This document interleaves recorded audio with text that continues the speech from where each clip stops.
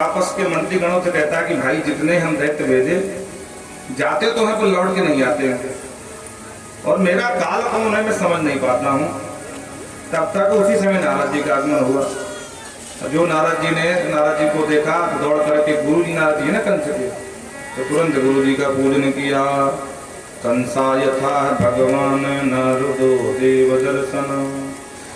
नारद जी ने कंस से पूछ लिया कि भैया कंस तेरा मुंह क्यों लटका हुआ है।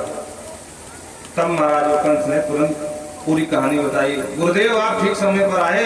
आपसे पहले हम यही विचार कर रहे थे कि जिस देवी ने आकाशवाणी करी थी उड़ गई थी, देवी ने कहा था कि तेरे मारने वाला पैदा हो गया है।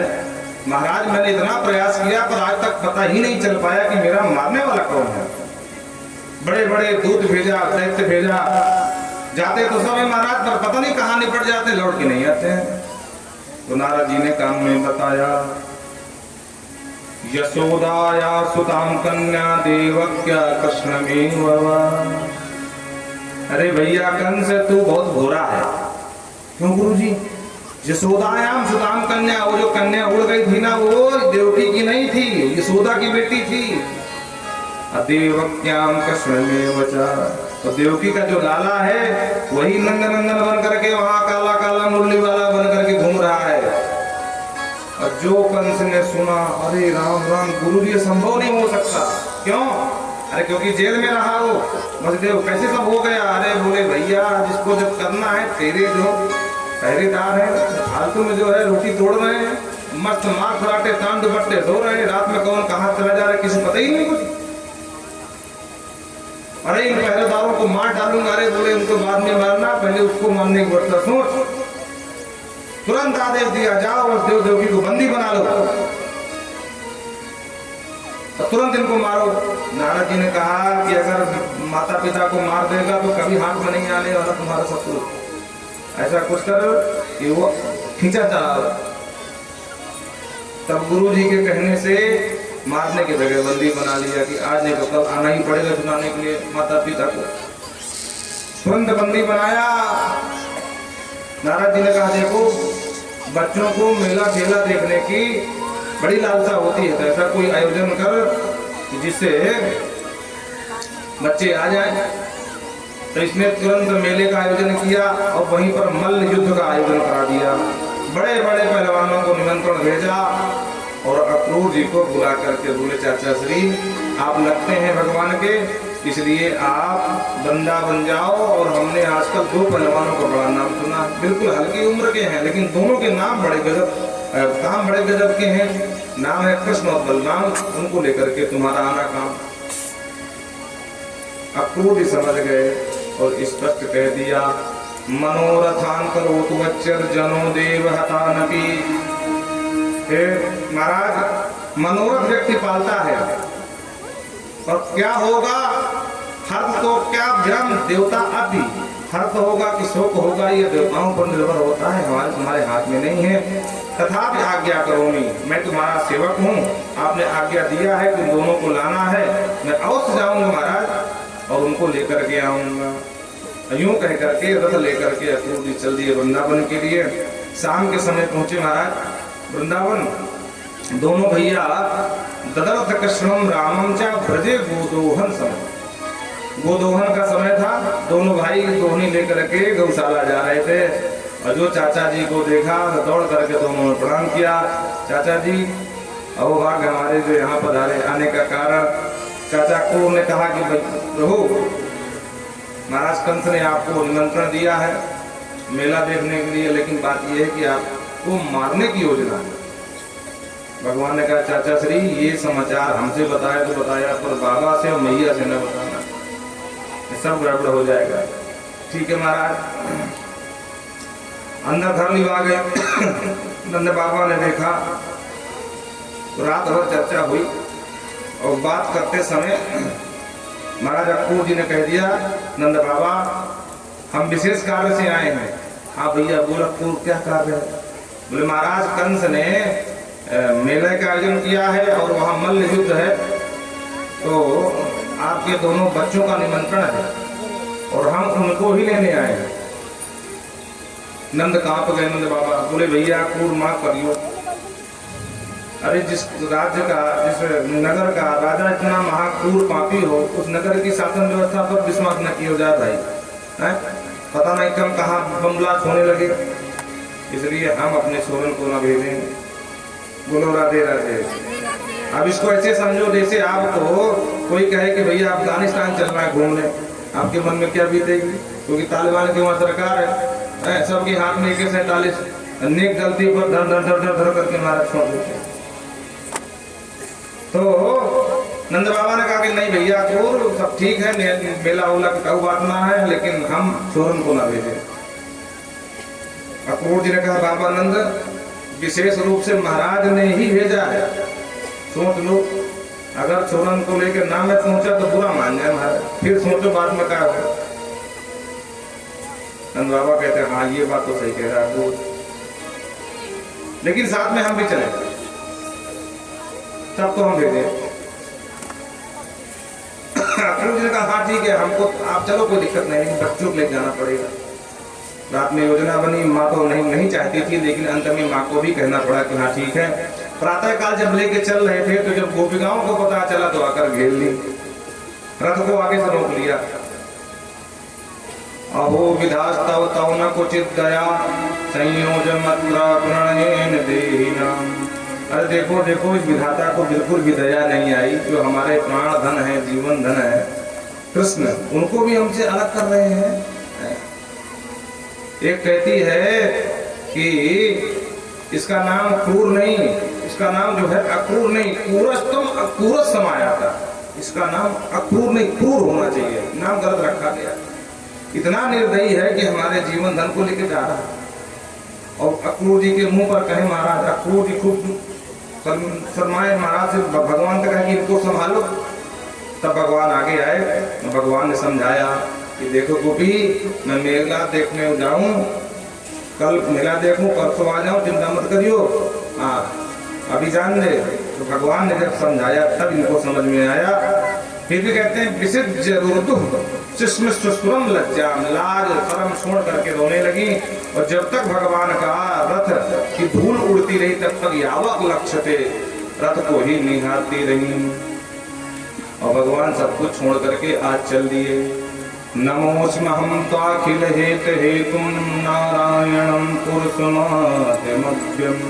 रास्ते में अक्रूर जी को थोड़ा से मन में शंका हुई कि लेके जा रहा हूँ, लोग कहते हैं ये भगवान का अवतार है, भगवान अगर नहीं हुए, सामान्य से बालक हुए, ये पापी इनको मार डालेगा और बाल हत्या का दोष मुझे लगेगा, क्या करूं, लेकिन अब आज्ञा ऐसी है। तो रास्ते में जमुना जी पड़ती हैं, तो महाराज थोड़ा सा मैं पसीना पसीना हो रहा हूँ, स्नान कर लो, बुला कर लो। और जमुना जी में जो डुबकी लगाई तो दोनों भाई जमुना के नीचे पानी में नजर आए। तो घबरा के चले रे, इनको तो मैंने रथ में भाग गया था, ये कहाँ कैसे आ गए। उछल करके देखे तो दोनों भाई रथ में बैठे हैं। फिर डुबकी लगाई तो शेष भगवान पर, शेष की सैया पर भगवान बैठे हुए हैं। नारायणम पुरुषमध्यम आभ्यम यन्याभिजातर बिंद कोसा। इस लोका साक्षात आज शेष सैया पर सोए हुए नारायण के दर्शन मिल गए। अक्रूर जी समझ गए, हाथ जोड़ करके प्रार्थना किए, नमस्ते रघुवरयाय रावणांतकाय। हे प्रभु, मैं आपको जानता हूँ, आप ही रघुपुंगव हैं, रघु के कुल में राम बन करके आए, रावण का अंत किया। नमस्ते वासुदेवाय नमः संकर्षणाय च, है शेषणे नमस्तुभ्यम। मधुकैटभ मृतवे, मधुकैटभ को विष्णु बन करके मारा। और महाराज अकूपाराय बहते नमो मंदर धारिणे, वराह बन करके मदराचल धारण किया, पृथ्वी को धारण किया। अद्भुत सिंहाय नरसिंह बन करके आपने ही प्रहलाद के पिता हिरण्यकश्यपु का वध किया। वामनाय नमस्तुभ्यम, वामन बन करके बलि को 3 पग में सब कुछ नाप लिया है। हे प्रभु, अब मुझे विश्वास हो गया है कि अब कंस मर ही जाएगा। प्रेम से बोलो राधे। और शाम के समय जो मथुरा में प्रवेश किए तो हल्ला मच गया पूरे मथुरा में कि भैया वो आ गया कारागार मुरली वाला। तो जो कंस से पीड़ित थे वो जानते थे कि सत्ता परिवर्तन होने वाली है, तो दौड़ करके भगवान की अगवानी करने लगे। स्वागत करने लगे, कोई माला पहना रहा, कोई पान दे रहा महाराज। साथ में भगवान के साथी संगी सखा भी तैयार हो गए थे, वो भी पहुंचे थे। नंद बाबा भी थे। नंद बाबा को अतिथि कक्ष में रोका और भगवान अपने ग्वाल बालों के संग घूमने निकले, मथुरा के बीथियों में विचरण करने लगे। आहा, विचरण करते करते बात समझ में आई बच्चों को, तो बच्चे बोले क्यों रे दादी के नंद के छोरा, हम कहा सुन रहे हैं कि यहाँ के जो महाराज तुम्हारे मामा लगते हैं। बोले हाँ भैया मामा तो लगते हैं। अरे राम राम, सब अनाथ कर दिया तेने हैं। हम तो मेला देखने के हिसाब से कपड़े पहन के आए थे, अब पूरे गंवार ग्वारिया लग रहे हैं। अब जा कपड़न में बिल्कुल भी सम्मान ना हो और सोच ले तेरे मामा की नाक कट जाए। भगवान बोले काऊ बात की चिंता ना करो, कपड़े चाहिए। बोले हाँ। तो सामने से धोबी चला रहा था, महाराज कंस के कपड़े धोले का काम करता था, तो कपड़े का गट्ठर लेके चला रहा सर पे लिए। भगवान आगे बढ़े, भगवान बोले मामा जी राम राम। कुछ धोबी ने कहा ये मेरा भांजा है, आज से पहले कभी आपको शकल सूरत भी ना देखी है, कहाँ से आ गया भाई। पूछ लिया ये भैया तो कौन है, कहाँ से है। बोले मामा जी यहाँ के जो महाराज कंस हैं वो हमारे मामा लगे, हमारा नाम है कृष्ण। ओहो, तो तू ही है काला काला मुरली वाला। मैं सब जानता हूँ तुझे क्यों बुलाया गया है, पर तू नहीं जानता। भगवान बोले हम सब जानते हैं मामा जी, तुम नहीं जानते हो। अच्छा क्या जानते हो, यही ना कि मेला देखने के लिए। बोले भगवान बोले हाँ यही जानते हो ना, तुमको मारने के लिए बुलाया है कंस ने, और तू मारा जाएगा। बहुत छुपा छुपा घूम रहा था। भगवान बोले मामा जी अब जो होगी सो देखी जाएगी बाद में, एक काम करो ये कपड़े, ये क्या है। बोले कपड़े हैं महाराज के। बोले हमारे जो ब्रजवासी हैं बेचारे के पास कपड़े ठीक ठाक ना है, तो कपड़े दे दो। धोबी का मूड खराब हो गया, पहले से भगवान का विरोधी था, कंस का मित्र, विरोधी होगा। 1000 गाड़ी दिए, गंवार दिए, जंगल में भटकने वाले कंटका के मार्ग में है, स्वप्न में भी ऐसे कपड़े देखने की हिम्मत तुम्हारी नहीं, पहनने की बात छोड़ो। भगवान ने एक धमुरा धर दियो, जो रजत का सिर उतार दिया महाराज। रजकम कंचिरायांतम रंगकारम गलाग्रजम रजकस्कराग्रेण सिरह का बात पातया धम्म दे गिरा प्राण गोविंदाय नमः। भगवान बोले लो ब्रजवासियों, जिसको जो चाहिए छाट लो। सब ग्वाला दौड़े महाराज। महाराज कंस के कपड़े छाट करके पहन लिए महाराज। कपड़े जोरदार थे, लेकिन समस्या एक खड़ी हो गई कि ग्वाला सबरे 5-5 फुट वाले, महाराज कंस 15 फुटी। तो जब कपड़ा पहन के चलने लगे तो महाराज पूरी सड़कें साफ होने लगी। बोलो राधे राधे, झाड़ू का कोई काम ही नहीं। चले जा रहे थे और सामने से आगे दर्जी था, उसने देखा, बोले भैया ये गजब का फैशन भारत में कैसे आ गया। भगवान को आकर प्रणाम किया। बोले सरकार मुझे दर्जी कहते हैं, कपड़ा फिट करने का काम करता हूँ, अगर तुम कहो तो थोड़ा सा फिर कैंची चला दो तुम्हारे। अरे भैया दर्जी तेरी खूब जैसे हो गए, तो हमारे ब्रजवासियों को नेक्स्ट 1000 राजकुमार बना दिया। इन सब की बड़ी इच्छा है। ठीक है महाराज 10 मिनट का समय दो। उसने कैंची उठाई, फटाफट सबको काट कूट के बराबर किया। भगवान बोले काओ ब्रजवासियों, अब तो कसर ना है। ब्रजवासी बोले लाला कपड़न की कसर थी जो नेक से पूरी हो गई, पर नेको कसर है। अब क्या बात की है। बोले जब तक ब्रजवासियों के गले में जोरदार माला ना हो महाराज, तब तक सम्मान ना हो ठीक ठाक, शोभा भी ना बने। तो ठीक है चिंता कम मत करो। आगे बढ़े तो एक माली था जो माला लेकर के आ रहा था, भगवान का परम भक्त था। माली ने भगवान को प्रणाम किया। भगवान ने कहा श्रीमान जी अगर आप हम अपने ब्रजवासी के माला मांगते हैं दे सकते हो। अरे सरकार सब आप ही कहता है। तो प्रेम से भगवान का लो ब्रजवासियों, जिसको जो माला पहने जितने पहने तो छाट लो। अब दौड़े ब्रजवासी सब उठा उठा के माला पहने। भगवान बोले अब कसर तो ना, लाला पसंद एक सी कसर है। अरे अब क्या बात की कसर है। बोले देख लाला, जब तक ब्रजवासियों के मस्तक पर थापक थकुआ चंदन न पोतो होए तब तक शोभा ना बने ब्रजवासियों की। लाला चंदन और दिलवा दे। भगवान बोले जावा, ठीक चिंता मत करो, हम व्यवस्था करेंगे। आगे बढ़े तो 3 जगह से टेढ़ी कुब्जा तिरक्का चली आ रही थी चंदन लेकर के। चंदन किसने काम करती थी। भगवान ने उसको देखा तो कहते हैं अरी भामिनी अरी गजगामिनी। अब ऐसा विचित्र संबोधन उसने जीवन में पहली बार सुना। भगवान कहते हैं अरी भामिनी अरी गजगामिनी। समझ रहे? गजगामनी माने हथनी की चाल जैसी मत वाली चाल चलने वाली है। अब बताओ वो 3 जगह से टेढ़ी तिरक्का ऐसी चलती है और उसको कहते अली गजगामनी, तो उसने बड़ा विचित्र लगा। तो घूम के पीछे देखा कौन बोल रहा, और जो घूम के देखा तो जो भगवान की सुंदरता को निहारा, बावरी हो गई, एक टक टक देखती रह गई। हाँ, सबरे भान भूल गई वो। भगवान पास में पहुंचे, बोले देवी जी, और जो हाथ हिलाया आग में, हाँ। अरे बोले देवी जी आप कौन हो? बोले महाराज मेरा नाम तो त्रिवक्का है और मैं भोजराज महाराज कंस के यहाँ चंदन घिस के ले जाती हूँ, वहां से कुछ इनाम पाती हूँ। तो चंदन लेके जा रहे थे महाराज, और हाँ मेरे हाथ का घिसा हुआ चंदन महाराज कंस को बहुत प्रिय है, इसलिए प्रभु मद भावितम भोजपते प्रियम बिना युवा कुंत मदद हती ही। भगवान बोले देवी जी चंदन तो हमारे ब्रजवासियों को बड़ा पसंद है, सरकार दे दो, मैं दूसरा घिस लूंगी। तो ठीक है दे दो कटोरी। और कटोरी भगवान ने हाथ में लिया, बोले लो भैया जिसको जो लगाना लगा लो। अब ब्रजवासी प्रेम से थापक था हुआ चंदन पोत लियो। थापक को समझते हो कि नहीं समझते ना? पूरे माथ में हो, यहाँ नाक में हो, या कपोर में भी लगो हो महाराज, वहाँ को नाम थापक था हुआ चंदन। बोलो राधे राधे। भगवान चंदन लगाने के बाद भगवान बोले अब ब्रजवासियों का कसर सुना। बोले लाला बिल्कुल नेक भी कसर ना, अब लग रहे पक्के हम राजकुमार, अब जहाँ चलना हो तो चल। भगवान बोले देवी जी की कटोरी भी ले जाओगे? अरे कम से कम कटोरी तो वापस कर दो भाई, चंदन तो पूरा पोत लिए हो। दाऊ दादा ने कहा वारे नंद के छोरा फ्री का चंदन घिस नंदन। अरे बेचारी वहां दरबार में जाती तो कछु इनाम पाती, और पूरा चंदन फ्री में ले लिया। भगवान बोले दाऊ दादा आप चिंता मत करो, हम देवी जी को वो इनाम देंगे जीवन में काऊ ना दियो। अच्छा लाला कादो का वो देखते जाओ। भगवान आगे बढ़े और देवी जी के पास पहुंचे, मंद मस्त मुस्कुराए। देवी जी लट्टू हो गई महाराज मुस्कान देख के भगवान। देवी जी के दाहिने पैर का अंगूठा अपने दाहिने पैर के अंगूठे में दबा लिया और देवी जी की ठोड़ी में हाथ लगाया। और जो हाथ लगाया दाऊ दादा समझ गए ये कोई ठिकाना ना है। चिल्ला के बोले ए लाला कन्हैया ये वृंदावन ना है भैया, मथुरा है। हाँ पिटनों का काम न कर भैया।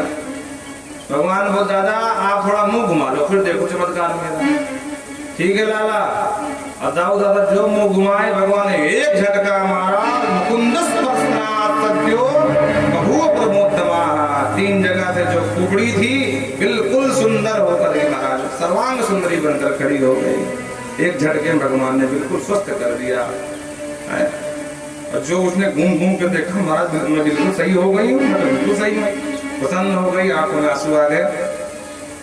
हे प्रभु आज तक इतना बड़ा प्राण पोषक किसी ने नहीं दिया जो आपने दिया है। आपको हृदय से आभार व्यक्त करती हूँ। एक बार घर चल करके मेरा घर पावन कर दीजिए। भगवान ने कहा देवी जी अभी दूसरे अभियान में निकलेंगे, हाँ पहले मामा जी निपटा लें फिर तुम्हारे घर इकट्ठे आएंगे। बोलो राधे राधे। ब्रजवासन से बोले ब्रजवासी तुम तो सब जाओ अतिथि कक्ष, हम थोड़ा घूम के आते हैं। तो सब रे ग्वाला चले गए। दोनों भैया गए जहाँ पर धनुष रखा था। भगवान जानते थे जब तक धनुष टूटेगा नहीं तब तक ये दुष्ट भी फूटेगा नहीं। बोलो राधे राधे। महाराज परशुराम के द्वारा दिया हुआ धनुष रखा था, क्योंकि जब उन्होंने धनुष दिया था तो उन्होंने कहा था कि मूर्ख कंस, पहली बात तो इस धनुष को कोई तोड़ नहीं सकता है, और कदाचित कोई तोड़ देगा तो कंस तुझे छोड़ नहीं सकता है, जा इसकी रखवाली करना। क्योंकि परशुराम जी से ही धनुष की विद्या सीखा। अब परशुराम जी के पास एक दिन पहुंच गया, बोले गुरुजी आपने इतना बल दे दिया है कि मेरे सामने कोई लड़ने वाला नहीं मिल रहा, तो हाथ में खुजली हो रही देर बाद हमारी तुम्हारी हो जाए। परशुराम बाबा मूर्ख, बोले मूर्ख कहीं का, कहीं गुरु चेला लड़ते हैं क्या? ज्यादा खुजली हो रही, ले धनुष संभाल, ले गए यहाँ से रख देना, तेरी खुजली मिटाने वाले जल्दी आएंगे। तो भगवान वो जानते थे। भगवान सीधे पहुंचे धनुष जहाँ रखा था धनुषशाला में, और वहां भगवान ने दूर से देखा। और ध्यान रहे 14 साल की अवस्था है भगवान की मात्र, और इतना वजन धनुष था कि उसको अनेकों वीर मिलकर भी नहीं उठा पाते थे। छोटे छोटे बच्चे थे वो, तो कुछ ध्यान नहीं दिया, सीधे घुस गए धनुष के पास पहुंच गए। भगवान कहते हैं दाऊ दादा कि धनुष को उठा लूं? तो जो सेवक लगे थे बोले हाँ हाँ उठा ले उठा ले उठा ले। नेक्स्ट बच्चा धनुष उठाएगा, हाँ बेटा उठा ले उठा ले। दाऊ दादा को हंसी आई, बुल्लाला दिखा दे पूतना वाले हाथ आज। वामेन करेण सलील मत भुजम संजम चकित्वा निमिषेण पश्यताम। बाएं हाथ से धनुष को उठाया और एक झटके में उठा करके जब तक कोई कुछ समझ पाता दोनों हाथों में दबा करके दो खंड में विभाजित कर दिया। धनुष टूट गया। बोलवा के बिहारी सरकार की वही लगा दो। धनुष जैसे टूटा भयंकर टंकार ध्वनि हुई, जो टंकार ध्वनि कान में पड़ी महाराज तो सब भागे भागे गए। कुछ लड़ने लगे, धनुष के ही दोनों हिस्सा लेकर के महाराज दोनों भाई मारना शुरू कर दिए। हाँ, और कुछ भाग करके कंस को बताया महाराज आपका धनुष टूट गया। कंस जानता था कि धनुष टूटने का मतलब मेरे जीने का गारंटी कार्ड खत्म, निरस्त। तो महाराज सारी योजना बनाई। रास्ते में कोलिया पेड़ नाम के हाथी को खूब मदरा दिला करके खड़ा कर दिया। भगवान पहुंचे तो पहले हाथी को सावधान किया पर हाथी नहीं माना, तो भगवान ने हाथी को भी उठा करके पटक दिया और इस तरह सीधे दोनों भाई अंदर पहुंच गए। जैसे अंदर पहुंचे तो सल तोषण चारुण मुष्टिक ये सब भगवान से बोले कन्हैया चल मुझसे लड़ ले। भगवान बोले जा दारी के तो कुछ शर्म ना आवे, एक तो हटो कटो लंबो चौड़ो पहलवान अन्य छोरा से हाथ मिलावे हैं। तो चारुण कहता है न बालो न किशोरस्तम बलत से परिणाम बरहा लील ए भो हतो ए में सात दुपसत्त हो। एक कन्हैया बात बनाना बंद कर, नाटक मत कर। ना तू बालक है ना तो किशोर है, तू बलवानों का बलवान है। अभी अभी तुमने जिस हाथी को मारा है ना उसके अंदर 10,000 हाथियों का बल था, 7 को जब बजा। और महाराज भगवान बोले अच्छा लड़ने का मन है तो फिर आ जाओ। और दोनों भाई खड़े हो गए। हस्त्याम हस्त्योर्वध्या हाथ में हाथ पकड़ा लिए, पदभ्याम चाप पादयो पैर में पैर पड़ गए महाराज। अरत्नीते अरत्निभ्याम दोनों तरफ के युद्ध शुरू हो गया। देखते देखते भगवान ने सर को उठा के पटका, तब तक चारों को तो राम जी ने भी दे मारा। कूट आ गया तो उसको भी कूट के बराबर कर दिया। फिर दोनों भाई उड़ करके आया चारुण को भी मारा, चूर्ण बना दिया। उसके बाद भगवान सारे पहलवानों को जब मारा तो अन्य जो पहलवान थे सब छोड़ बन के भागे, मारा मैदान छोड़ के भाग गए। अंत में कंस बचा। भगवान एक छलांग मारी तो मार करके सीधे पहुंच गए सिंहासन पर। सिंहासन के पकड़ करके नीचे गिराया। बाबा लिखते हैं चारुणे मुष्टिके कूटे चले तो सलके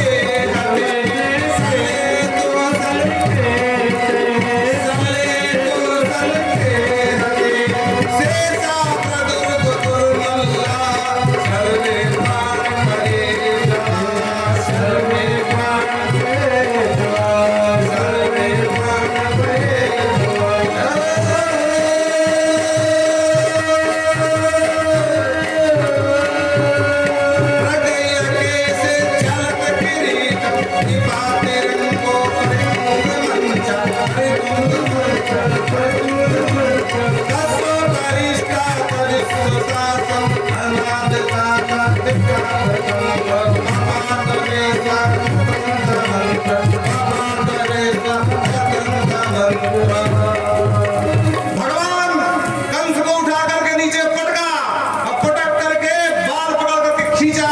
बोले याद कर जब मेरी माँ को छोड़ने जा रहा था तो तूने मेरी माँ के बालों को पकड़ करके नीचे गिराया था। याद कर मृत्यु का भय क्या होता है। तलवार लेकर के मेरी माँ को मारने की चेष्टा की थी। आज बोल कंस कांप रहा है। उठा करके नीचे पड़ के पूरा विश्व भार लेकर के मारा। भगवान की छाती में दे मारा थम से तो बचे कुचे प्राण भी कंस के गोविंदाय नमो नमः। बोल कंस मर्दन भगवान की। इस तरह से कंस का अंत किया। इसके 8 भैया और थे भाई। जो सुना कि भाई साहब को निपटा दिया तो 8 भैया दौड़े। बलराम जी ने 8 को निपटाया। और इनकी जो पत्नी थी जरासंध की बेटियां थी अष्टि और प्राप्ति, दोनों भाग करके जरासंध के पास गईं। भगवान इधर सबसे पहले अपने नाना फ्री को मुक्त कराया, फिर माता जी के पास पहुंच गए, माता पिता को बंधन मुक्त किया। माता जी और पिता वसुदेव रोने लगे तो माता पिता को समझाया, मातरम पितरम वृद्धम भार्या साध्वी सुतम शिशुम। माँ आप क्यों रोती हो? पुत्र का धर्म है, माता पितरम वृद्ध भार्यम, पुत्र का ये परम धर्म है कि बुढ़े माता पिता को कभी नहीं छोड़ना चाहिए। बोलो राधे राधे। भार्याम साध्वी, और पतिव्रता नारी को भी पति का ये धर्म भी कभी नहीं छोड़ना चाहिए। सुतम शिशुम, छोटे बच्चे को भी कभी नहीं छोड़ना चाहिए। गुरुम, गुरु को कभी मत छोड़ना चाहिए। विप्रम प्रपन्नम, बोलो राधे राधे। जो प्रपन्न है, जो रक्षा की भीख मांग रहा ना भैया, उसे भी कभी निराश नहीं करना चाहिए, क्योंकि वो रक्षा की भीख मांग रहा है। आज देवकी और वसुदेव जी के आंखों में मानो गंगा जमुना की धारा ही दोनों प्रवाहित हो रही है, क्योंकि 14 वर्ष का वनवास है महाराज। 14 वर्ष बाद आज बच्चे को देखा है। ध्यान रखना, सिर्फ भगवान राम ने नहीं, भगवान श्याम ने भी काटा है। जन्म होते छोड़ गए, 14 वर्ष के बाद मथुरा पहुंचे। बोलो राधे राधे। कभी कभी हमें लगता है कि भगवान 14 भुवन के मालिक हैं, है? तो ये भी एक संयोग है। माँ कल को जो भी अपने गुरु को छोड़ देता है, अपने माता पिता को छोड़ देता है, अपने पत्नी को छोड़ देता है, अपने बच्चे को छोड़ देता है, वो अपने आप को जिंदा भले माने, पर वो जीते जी मृतम छव, मुर्दे के समान शव है। कभी नहीं छोड़ना चाहिए। तो माँ तुम इतना क्यों अधीर हो रही है? अरे मुझे तो खाना ही था, बस समय की प्रतीक्षा थी, समय नजदीक आ गया, देखो हमने आपको बंधन मुक्त करा लिया। नाना जी बगल में खड़े, वो भी रो रहे हैं, देखो खुद के बेटे को मारा है भगवान ने, और पिता कह रहे हैं कि प्रभु आपने इस दुष्ट को मार करके आज बहुत अच्छा काम किया है, समझ लो पूरी प्रजा सुखी हो गई। नहीं, ये प्रजा को खा जाता है, इतना बड़ा ये तक्षक था। महाराज आज सिंहासन पर बैठे, भगवान ने हाथ जोड़ा, नाना जी क्या बोल रहे हैं? सिंहासन पर आप थे, आपको बलात् जेल में डाला गया है महाराज, इसलिए राजा आप अभी भी आप ही हैं। मैं तो सचिव हूं आपका, आपका सेवक हूं, आपका दास हूं। आप मथुरा के राजा थे और रहोगे। हमको राजा बनना तो अगर अलग नगर बसा लेंगे, और भगवान मथुरा में जब तक रहे राजा बन के नहीं रहे। ये नाना का सम्मान है, ये बड़े का सम्मान है।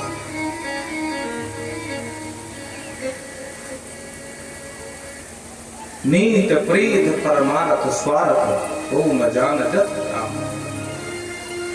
नीत और प्रीत, सम्मान क्या है, संस्कार क्या है, ये भगवान से सीख सकते हो। यहाँ तो सब स्वार्थ के नाते हैं, कोई किसी का नहीं है। नाना कंस के आंखों से झरझर आंसू बह रहे हैं। भगवान तो हमारे नाना जी, अरे आप इतने वयोवृद्ध हैं, बैठिए बैठिए, सिंहासन पर बैठिए। ब्राह्मणों को बुला करके बड़े ही दिव्य धाम से ब्राह्मणों को बुलाया और बड़े ही धूमधाम से उधर आज महाराज कंस का स्वस्ति वाचन बोलते हुए तिलक किया, राजगद्दी पर बिठाया। अस्थि प्राप्ति ने जाकर के बताया तो जरासंध ने 17 आक्रमण किया। एक दिन की बात की भगवान को वृंदावन की याद आने लगी। तो अब किससे कहें, कोई अपने जैसा सखा थोड़ी सावधान रहकर, अपने जैसा कोई मर्मज्ञ और तत्व को जानने वाला